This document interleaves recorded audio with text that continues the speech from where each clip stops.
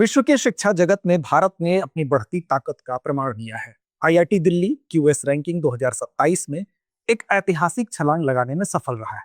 ऐतिहासिक इसलिए क्योंकि अब तक की सर्वोच्च भारतीय रैंक पर पहुंचा है आईआईटी दिल्ली। तो इस विषय पर विस्तार से बात करेंगे क्योंकि क्यूएस रैंकिंग 2027 जारी कर दी गई है। तो आइए जानते हैं कि इसमें क्या स्थिति है, क्या अभी भी चुनौतियां भारतीय यूनिवर्सिटीज के सामने देखी जा रही हैं। तो बात करेंगे विस्तार से क्यूएस रैंकिंग 2027 पर, लेकिन उससे पहले एक सूचना कि यूपी पीसीएस फाउंडेशन कोर्स से अगर आप जुड़ना चाहते हैं अपनी पीसीएस प्रीलिम्स और मेंस की समग्र तैयारी के लिए, तो आप जुड़ सकते हैं हमारे इस फाउंडेशन कोर्स से, जो कि ऑफलाइन मोड में प्रयागराज और लखनऊ शाखा पर उपलब्ध है और ऑनलाइन मोड में क्लासरूम से लाइव होता है। इसमें कुल 600 से ज्यादा घंटों की कक्षाएं होती हैं। इसमें कोर्स शुरू होने से 3 साल की वैलिडिटी होती है और 2 वर्ष तक यूपी प्रीलिम्स टेस्ट सीरीज आपको निःशुल्क मिलती है इस कोर्स के साथ। अब इस कोर्स के विषय में आप कैसे जानेंगे, तो आप चलिए जाइए सीधे दृष्टि लर्निंग ऐप को डाउनलोड कर लीजिए और वहां से दृष्टि लर्निंग ऐप से यूपी पीसीएस फाउंडेशन कोर्स को सर्च करके उसके सारे फीचर्स देख सकते हैं। वहीं से इस कोर्स को लेने के लिए भी आप वहां पर बाइक ऑप्शन भी होता है। लेकिन अगर आप चाहते हैं कि और भी कोई प्रश्न है उसके आप जवाब चाहते हैं, तो आप कॉल कर सकते हैं। 87501 हमारा नंबर है जिस पर आप कांटेक्ट करके अपने सवालों के माध्यम से उसका समाधान पा सकते हैं। हालांकि डिस्क्रिप्शन में एक लिंक भी होगा, उस लिंक के माध्यम से भी क्लिक करके आप पहुंच सकते हैं इस कोर्स तक। तो यूपीपीसीएस फाउंडेशन कोर्स आपकी समग्र तैयारी के लिए। अब बात करते हैं खबर की, तो खबर यही है कि क्यूएस रैंकिंग 2027 जो जारी की गई है, तो उसमें आईआईटी दिल्ली की ऐतिहासिक छलांग इसीलिए कही जा रही है क्योंकि अब तक की सर्वोच्च भारतीय रैंक है किसी भी भारतीय यूनिवर्सिटी के द्वारा। आईआईटी दिल्ली लगातार ये दूसरा साल है जब भारत के शीर्ष संस्थान के तौर पर उभरा है। और वैश्विक जो रैंकिंग है उस स्थानों में भी अगर देखें तो पिछले साल की तुलना में 5 स्थानों की छलांग लगाता है और 118वें स्थान पर आईआईटी दिल्ली पहुंच जाता है। ठीक, तो ये पहली बात तो है। दूसरा यह है कि किसी भी भारतीय संस्थान द्वारा प्राप्त अब तक की सर्वश्रेष्ठ रैंक को भी इसको देखा जा रहा है। हालांकि आईआईटी बॉम्बे की बात करें तो 129 स्थान पर था पिछली बार, 129वें स्थान से खिसक कर 134वें स्थान पर आईआईटी बॉम्बे चला गया। वहीं पर अगर वैश्विक संस्थानों की बात करें तो एमआईटी लगातार 15वें वर्ष शीर्ष स्थान पर काबिज है।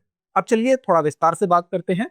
खबर यही हमारी थी। अब देखिए यहां पर बात करें तो शीर्ष 5 पहले विश्व के संस्थान कौन से हैं उन पर एक नजर डालते हैं। सबसे पहले कौन है, तो सबसे पहले स्थान पर लगातार 15 साल से काबिज है एमआईटी है।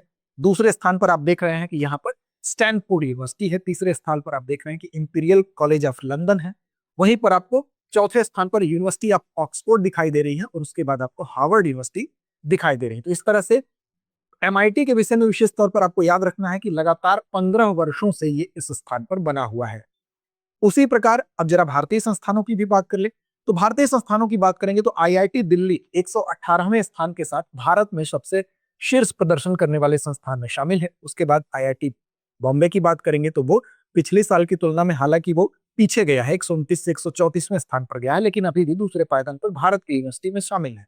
इसके बाद आईआईटी मद्रास आपको दिख रहा है 170वीं रैंक, आईआईटी खड़गपुर 205वीं रैंक, आईआईटी कानपुर 221 रैंक, साथ साथ इंडियन इंस्टीट्यूट ऑफ साइंस यानी आईआईएससी बेंगलुरु जो है वो 221वीं रैंक, और आईआईएससी बेंगलुरु के साथ ही आईआईटी कानपुर दोनों की अगर रैंक देखेंगे आप तो 221 रैंक है, यानी कि ये सिमिलर रैंक पे है।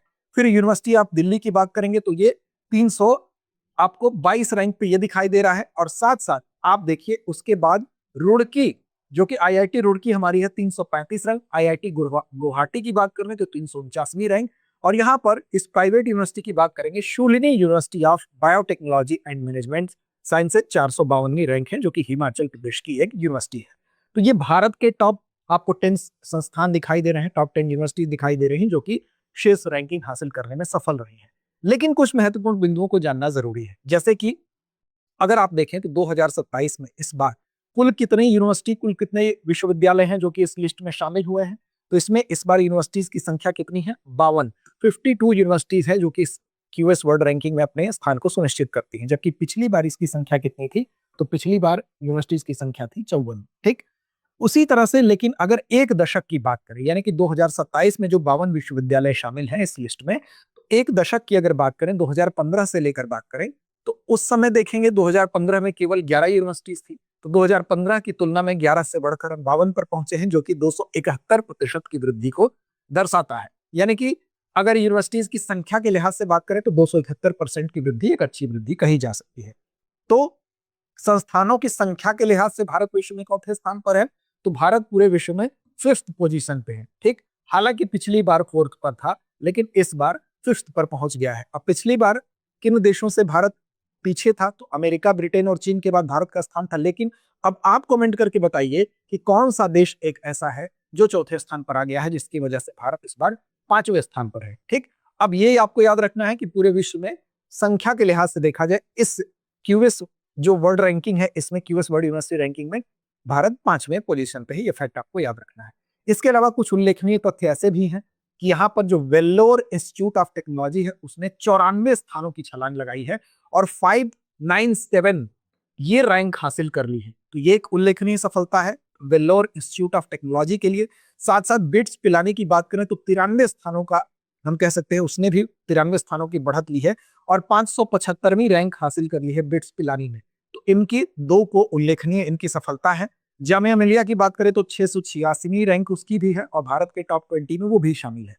देखिए, ये तो बात हुई इनके प्रदर्शन में कुछ उल्लेखनीय बिंदु की, जो कि यहाँ पर आपको दर्शाए गए हैं। यानी कि क्यूएस रैंकिंग 2027 में कुल 52 भारतीय विश्वविद्यालय शामिल है। हालांकि पिछली बार संख्या 54 थी, 2015 में यह संख्या केवल 11 थी। उस लिहाज से हमारी वृद्धि काफी उत्साहजनक है, 271% की वृद्धि है।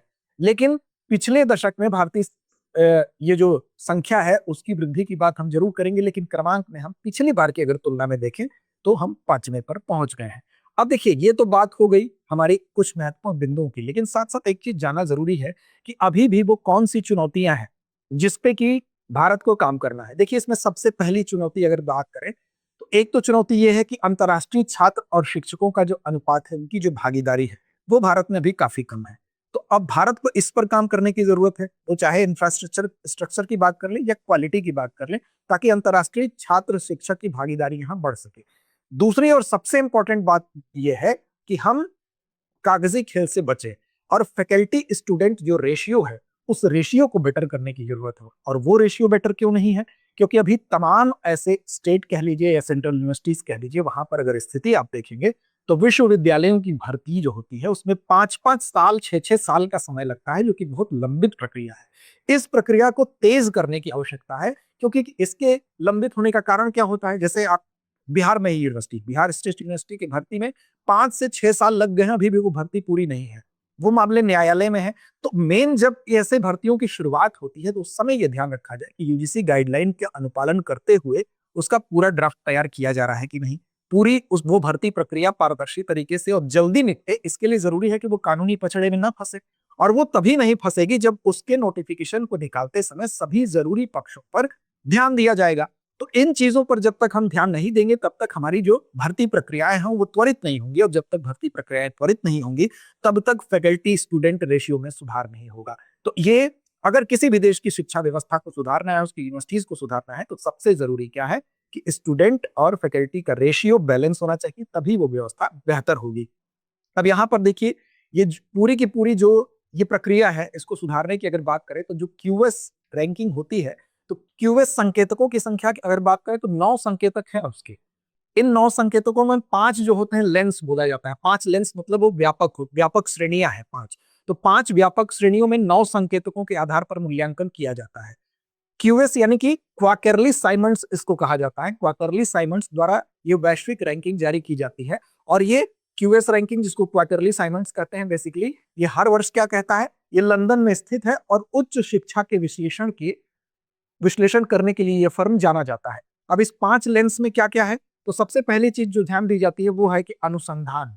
किसी भी यूनिवर्सिटी में अनुसंधान और खोज यानी कि रिसर्च और डिस्कवरी, इन दो चीजों पर कितना बेहतर काम हो रहा है, पहला तो ये इसका लेंस है। दूसरा यह है कि रोजगार क्षमता और परिणाम कैसा है वहां पर, यानी कि वहां से पढ़ के निकले लोगों में कितनी रोजगार के लिए कैपेसिटी है। तो दूसरा आपका है रोजगार क्षमता और परिणाम उसका, ठीक।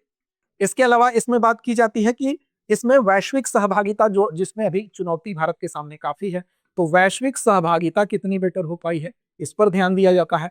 चौथी बात इसमें जो इंपॉर्टेंट है वो है कि सीखने का अनुभव, यानी कि लर्निंग एक्सपीरियंस कैसा रहा है स्टूडेंट्स का। और लर्निंग एक्सपीरियंस कब बढ़िया रहेगा, लर्निंग एक्सपीरियंस कब बढ़िया रहेगा, जब वहां पर अच्छा एनवायरनमेंट रहेगा, अच्छे शिक्षक रहेंगे, गुणवत्तापूर्ण शिक्षा दी जाएगी, शिक्षा को इंटरेस्टिंग बनाया जाएगा, बोरिंग नहीं बनाया जाएगा। तो सीखने का अनुभव, लर्निंग एक्सपीरियंस भी इसके इसका एक मानदंड है, और साथ साथ सस्टेनेबिलिटी कितनी है, पांचवा ये लेंस है, यानी कि पांचवी श्रेणी है कि सस्टेनेबिलिटी किसी भी यूनिवर्सिटी की किस तरह की है। तो इनके आधार पर क्यूएस जो क्वार्टरली असाइनमेंट्स है, जो लंदन में स्थित संस्था है, ये क्या करता है, मूल्यांकन करता है और हर वर्ष विश्व के सभी विश्वविद्यालयों की रैंक जारी करता है। तो इसमें फिलहाल आईआईटी दिल्ली के लिए एक महत्वपूर्ण दिन है, क्योंकि आईआईटी दिल्ली के साथ साथ भारत के लिए भी महत्वपूर्ण दिन है, क्योंकि अब तक की सर्वश्रेष्ठ रैंकिंग दर्ज की है, 118वीं रैंकिंग। और साथ साथ हमारी पिछली अगर हम देखें एक दशक में, तो वो वृद्धि को दर्शाता है। लेकिन अभी जो चुनौतियां हैं, उन चुनौतियों पर बहुत सीरियसली काम किए जाने की जरूरत है। साथ साथ आप क्या सोचते हैं, शिक्षा व्यवस्था में और किन चीजों पर सुधार किया जाना चाहिए, कमेंट बॉक्स में कमेंट करके अपनी राय जरूर बताइए। चलिए, अब अभ्यास प्रश्न की जिम्मेदारी आप पर है। क्यूएस वर्ल्ड यूनिवर्सिटी रैंकिंग 2027 में विश्व का शीर्ष विश्वविद्यालय कौन सा रहा? विकल्प आपके सामने है, Stanford university, Harvard university, university of Oxford या एमआईटी। तो क्या है इसका सही जवाब, कमेंट बॉक्स में बताइए।